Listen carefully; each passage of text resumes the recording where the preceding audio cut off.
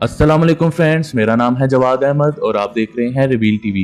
Friends, आप ये जानकर खुशी महसूस करेंगे कि कोरोना के मरीजों में मौत के इम्कानात अब सारी दुनिया में पहले के मुकाबले में बहुत कम हो गए हैं। इसकी सबसे बड़ी वजह डॉक्टर्स और साइंसदानों की कोरोना के बारे में मालूमात में इजाफा है। मैं यहाँ 5 निहायत ही अहम पॉइंट का जिक्र करने जा रहा हूँ। नंबर 1, पहले ख्याल किया जाता था कि कोरोना में मौत की वजह निमोनिया है और हम मरीज को जल्द वेंटिलेटर पर सांस ना लेने की वजह से डाल देते थे। लेकिन अब हमें मालूम हुआ कि कोरोना का वायरस फेफड़ों और जिस्म के दूसरे पार्ट्स में खून की नालियों में खून जमा देता है, जिसकी वजह से ऑक्सीजन में कमी हो जाती है। इस इल्म की वजह से हम मरीज को वक्त पर खून पतला करने वाली दवाएं देकर खून जमाने के अमल को रोक सकते हैं। चुनाचे इस वक्त खून पतला करने की दवाएं देना हमारे इलाज का अहम जुज है। नंबर 2, अगर किसी और वजह से हमारी ऑक्सीजन सैचुरेशन 90% से नीचे आ जाए तो हमारा सांस उखड़ने लगता है, लेकिन कोरोना के मरीज में ऑक्सीजन सैचुरेशन आहिस्ता आहिस्ता नीचे आती है और मरीज को पता नहीं लगता। इसीलिए इसे हैप्पी हाइपोक्सिया कहा जाता है।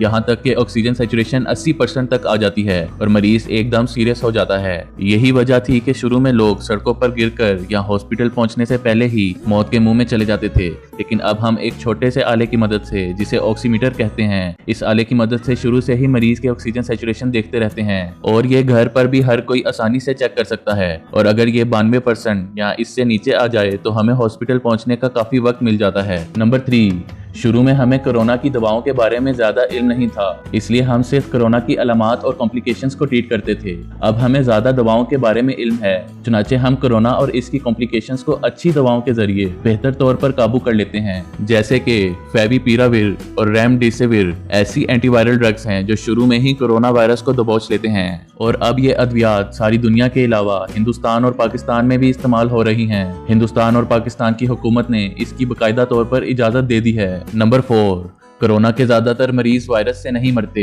बल्कि इनकी मौत जिस्म के इम्यून सिस्टम के गजबनाक होने की वजह से होती है, जिसे साइटोकाइन स्टॉर्म कहते हैं, जो न सिर्फ वायरस को तबाह कर देता है बल्कि इंसानी मौत का सबब भी बनता है। अब इस इल्म के बाद हम स्टेरॉइड्स और ल्यूकोट्रिएन 6 इनहिबिटर्स की मदद से इस गजबनाक इम्यून रिस्पॉन्स को काबू करने में कामयाब हो जाते हैं। नंबर 5, अब हमें ये इल्म है कि कोरोना के मरीज को पेट के बल लिटाने से, जिसे प्रोन पोजीशन कहते हैं, हाइपोक्सिया में बेहतरी आती है, क्योंकि इस पोजीशन में फेफड़ों की कैपेसिटी ज्यादा हो जाती है। शुरू में ऑक्सीजन थेरेपी और वेंटिलेशन को समझने वाले सिर्फ एनेस्थीसिया, पल्मोनोलॉजी और आईसीयू के डॉक्टर्स थे, जो तादाद में बहुत कम थे। अब इन चीजों की समझ का दायरा कार बढ़ गया है और मेडिकल फील्ड में तजर्बा रखने वाले ज्यादा अफराद मौजूद हैं। नंबर 6, शुरू में तो हमें खून की नालियों में क्लोट्स के बारे में इल्म ही नहीं था। इल्म होने पर हम डिस्प्रिन या हेपरिन जैसी दवाएं क्लोट्स को रोकने के लिए देते थे, लेकिन हाल ही में साइंसदानों ने ये बात मालूम की है कि एक केमिकल जिसे अल्फा डिफेंसिन कहते हैं, जो खून के सफेद खलियों से निकलता है और खून की नालियों में क्लोट्स का सबब बनता है, और इन क्लोट्स को एक दवा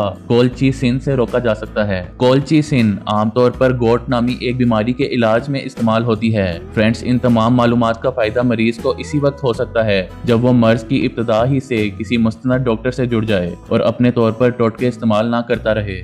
उम्मीद है आपको हमारी वीडियो पसंद आई होगी। लाइक, कमेंट एंड सब्सक्राइब करना मत भूलिएगा। मिलते हैं नेक्स्ट वीडियो में, तब तक के लिए अल्लाह हाफिज।